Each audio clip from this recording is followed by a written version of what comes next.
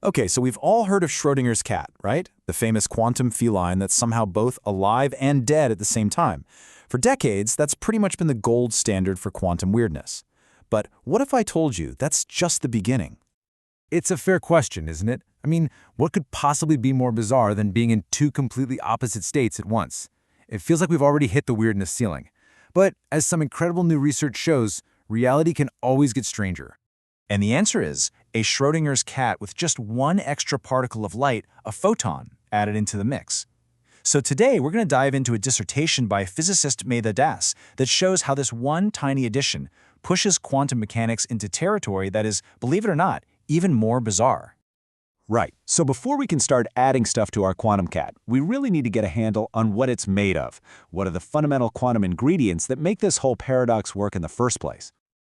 Well, the first ingredient is something called a coherent state. The easiest way to think about this is that it's the most normal or classical a quantum system can get. Just picture a perfect, predictable ripple spreading out across a still pond. That's a coherent state. It's smooth, it's simple, and it behaves exactly how we'd expect it to. Now, here's where the magic happens. To get our famous cat, you take two of those simple, predictable ripples, and you basically force them to exist in the same place at the same time. That's superposition. And that's what allows the cat to be both alive and dead all at once. And here is what that actually looks like. This 3D map shows a cat state. Those two big peaks you see, that's our alive state and our dead state coexisting. But the real story, the thing you have to see, is in that valley between them. See how it dips below that flat zero plane? In our world, probabilities can't be negative. That dip, that is the visual fingerprint of quantum mechanics. It's a flashing neon sign that we are way outside the bounds of our everyday reality. Okay, so we've got our cat, and we can actually see its quantum weirdness. Now for the twist that this new research is all about.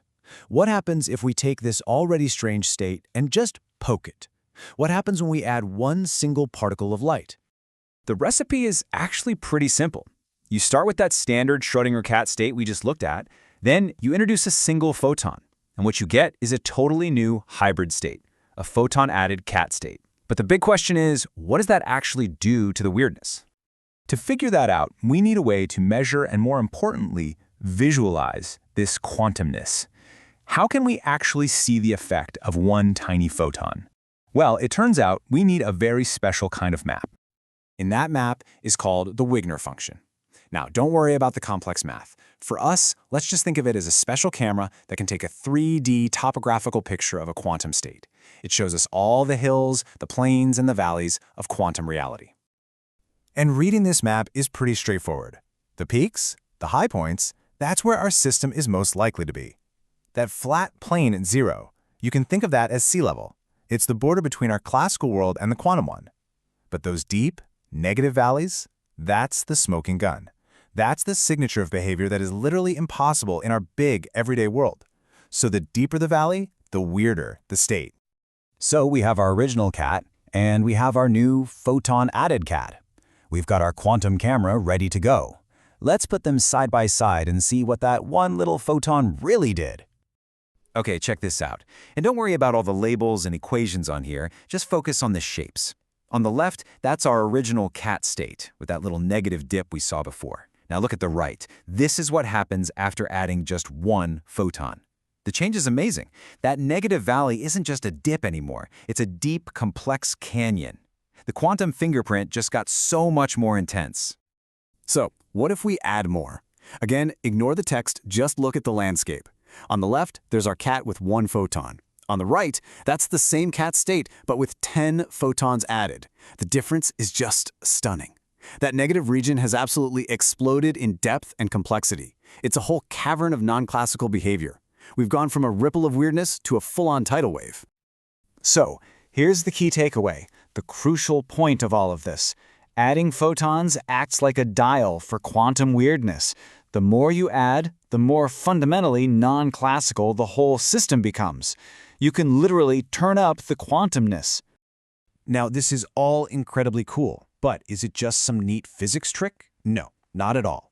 Understanding how to control and amplify quantum properties like this, it has huge implications for the future.